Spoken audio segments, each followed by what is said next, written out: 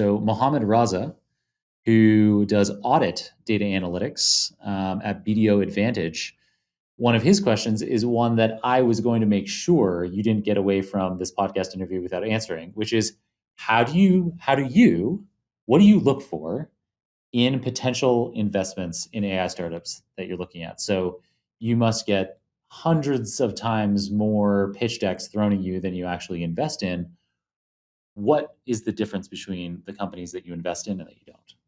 So some things don't change, others do. In the categories of some things don't change, the number one thing that or facet that any venture capitalist, focused on AI or not, looks for is an incredibly strong founding team that doesn't just have a strong vision for the company they intend to build, but also unparalleled execution capabilities.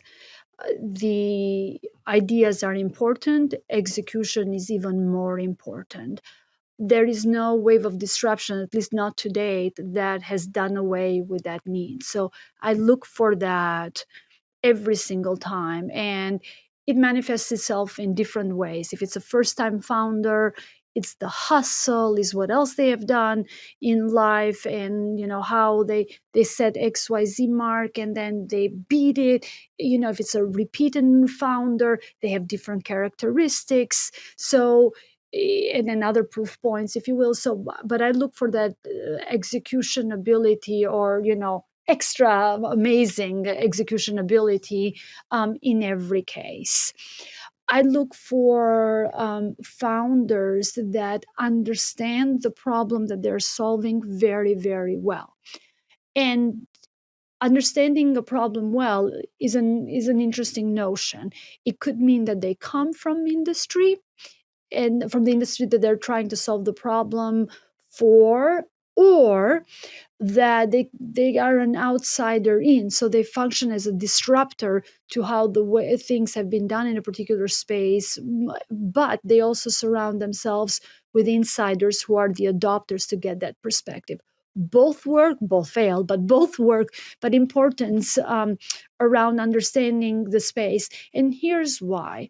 You could have an incredibly strong tool and platform in your view, or in absolute terms. And I'm going to give you an example in a second, but it fail because it doesn't follow the workflow of the users or adopters, or it requires a mindset change or behavior change. Those are hard.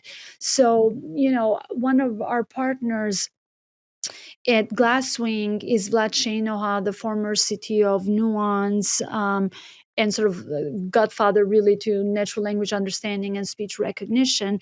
And he often points to the example of medical transcription, where in the early days there were tools that could do away with a human transcribing the dictation notes of doctors, and doing away with that by leveraging software that was 80+% accurate. And you think, great, 80% accurate.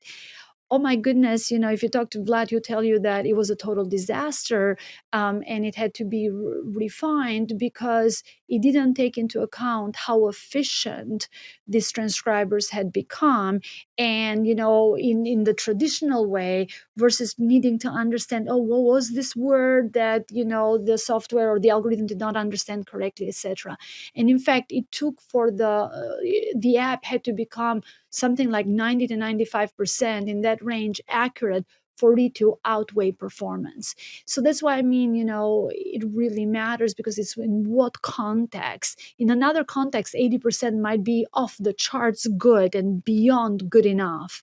In others, it is not. So understanding the context of the application for the problem, the industry, the vertical, whatever the function, whatever the case might be, it's incredibly important. But execution, that, and then understanding how AI works.